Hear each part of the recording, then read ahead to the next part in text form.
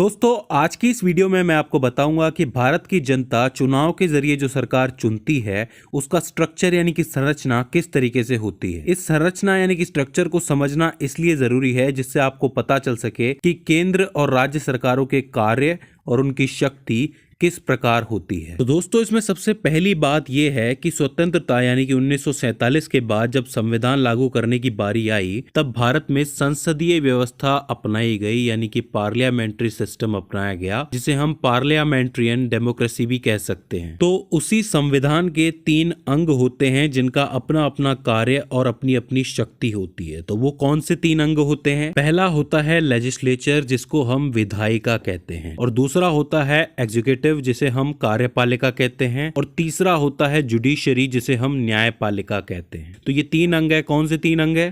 पहला विधायिका, दूसरा कार्यपालिका और तीसरा न्यायपालिका। तो अब इन तीनों में क्या क्या डिफरेंस है? देखिए, जो लेजिस्लेचर होता है यानी कि विधायिका होती है वो एक लॉ मेकिंग बॉडी होती है, यानी कि वो कानून बनाती है। आपने देखा होगा कि कोई विधेयक, कोई बिल पास होता है तो वो विधायिका से ही होता है। तो वो कानून बनाती है देशवासियों के हित के लिए, या कोई पुराना कानून बदलने के लिए, या फिर कोई पुराना कानून हटाने के लिए। तो वहां पे सभी मेंबर्स की सहमति से कोई भी विधेयक बनाया या पास किया जाता है, वहां पे लॉ बनाया जाता है। वहीं बात करोगे एग्जीक्यूटिव यानी कि कार्यपालिका की, तो यहाँ पे होता यह है कि लेजिस्लेचर ने जो कानून बनाया है, जो विधेयक पास किया है, उसको इम्प्लीमेंट करना यानी कि उसको लागू करने का काम जो है पूरे समाज में, वो कार्यपालिका करती है। वहीं ये जो तीसरा पार्ट है जुडिशरी यानी कि न्यायपालिका, इसका काम ये है कि जो लॉ लागू किया गया है, जो कानून लागू किया गया है कार्यपालिका के द्वारा, उसका पालन ठीक से हो रहा है कि नहीं हो रहा है। अगर नहीं हो रहा है, कोई इसको तोड़ रहा है, तो उसको सजा देने का काम जुडिशरी करती है। अब देखिए, सबसे पहले बात करें विधायिका की यानी कि लेजिस्लेचर की, तो आप समझ लीजिए कि सरकारें 2 लेवल्स पे चुनी जाती हैं। पहला क्या होता है? आपकी केंद्र सरकार, और दूसरा राज्य सरकार। केंद्र सरकार ये पूरे देश के लेवल पे चुनी जाती है और राज्य सरकार अलग अलग राज्यों के लेवल पे चुनी जाती है। अगर पूरे देश के लिए कोई कानून बनाना हो तो वो केंद्र सरकार बनाएगी, जैसे कि द फाइनेंस बिल 2021 जो कि 2021 का बिल है, तो ये पूरे देश के लिए है फाइनेंस बिल, तो इसको केंद्र सरकार पास करेगी। वहीं अगर मान लो कि राजस्थान के लिए कोई बिल पास करना हो सिर्फ राज्य स्तर पे, तो वो राज्य सरकार कर पाएगी, वो केंद्र सरकार नहीं करेगी। केंद्र स्तर पर जहां कानून बनाए जाते हैं उस जगह को हम संसद या इंग्लिश में पार्लियामेंट कहते हैं। वहीं दूसरी तरफ राज्य स्तर पर जहां कानून बनाए जाते हैं उस व्यवस्था को हम विधान मंडल कहते हैं। अब देखिए, इस संसद में कानून बनाने के लिए 2 तरीके के सदन यानी कि हाउसेस होते हैं। एक लो हाउस होता है और एक अपर हाउस होता है।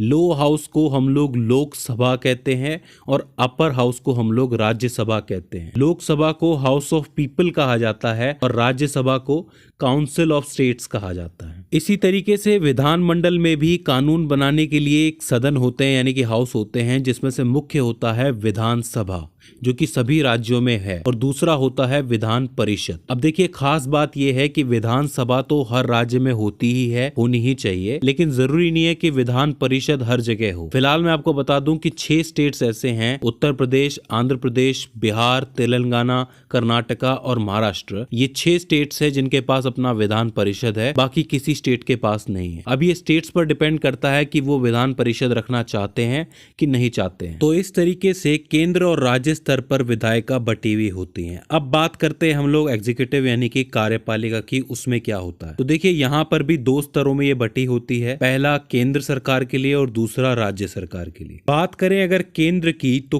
केंद्र में जो प्रमुख होते हैं, जो सर्वोपरि होते हैं, वो होते हैं राष्ट्रपति, उसके बाद आते हैं उपराष्ट्रपति, और उसके बाद आते हैं प्रधानमंत्री, और उनके नीचे होता है मंत्री परिषद। अब उस मंत्री परिषद के अंदर कैबिनेट मिनिस्टर्स भी होते हैं यानी कि कैबिनेट मंत्री भी होते हैं, राज्य मंत्री भी होते हैं और उप मंत्री भी होते हैं। लेकिन मैं आपको बता दूं कि हमारे यहाँ कॉन्स्टिट्यूशन में सबसे ज्यादा पावर जो है वो प्रधानमंत्री को ही दी गई है। वहीं अगर हम बात करें राज्य स्तर की, तो राज्य स्तर पर जो प्रमुख होते हैं वो कहलाते हैं राज्यपाल, और राज्यपाल के नीचे आते हैं मुख्यमंत्री, और मुख्यमंत्री के नीचे आता है उनका मंत्री परिषद। यहाँ पर भी ज्यादातर जो कार्यभार है वो मुख्यमंत्री के हाथ में होता है, यानी कि एक राज्य का पूरा कार्यभार मुख्यमंत्री के हाथ में होता है, जिसे वो मंत्री परिषद संसद की मदद से चलाते हैं। अब हम बात करते हैं जुडिशरी यानी कि न्यायपालिका के बारे में। देखिए, भारत की जो न्यायपालिका है वो 3 स्तरों में विभाजित है। इसमें जो सर्वोपरि प्रमुख है वो कहलाता है सुप्रीम कोर्ट, जो कि दिल्ली में है। इस सुप्रीम कोर्ट में जो फैसला सुनाते हैं जज, वो कहलाए जाते हैं CJI यानी कि चीफ जस्टिस ऑफ इंडिया। ठीक है, अगर देश पर के स्तर पे कोई भी मुकदमा चल रहा है तो वो उसे सॉल्व करने का काम सुप्रीम कोर्ट करते हैं।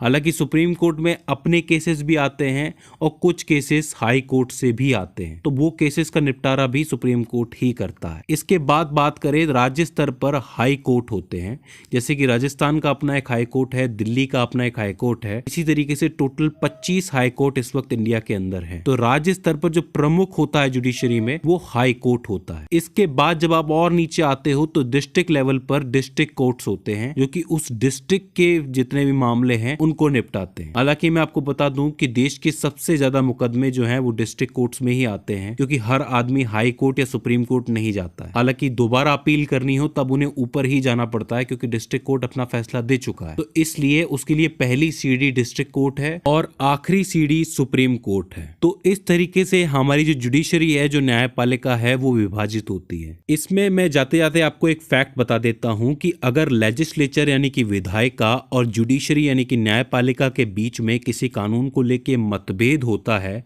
तो उसका निपटारा हमारे राष्ट्रपति जी करते हैं। सो फ्रेंड्स, ये हो जाते हैं कॉन्स्टिट्यूशंस के 3 अंग जिसके ढांचे पर सेंट्रल गवर्नमेंट और स्टेट गवर्नमेंट काम करती है। आई होप ये वीडियो आपके लिए हेल्पफुल साबित रही होगी।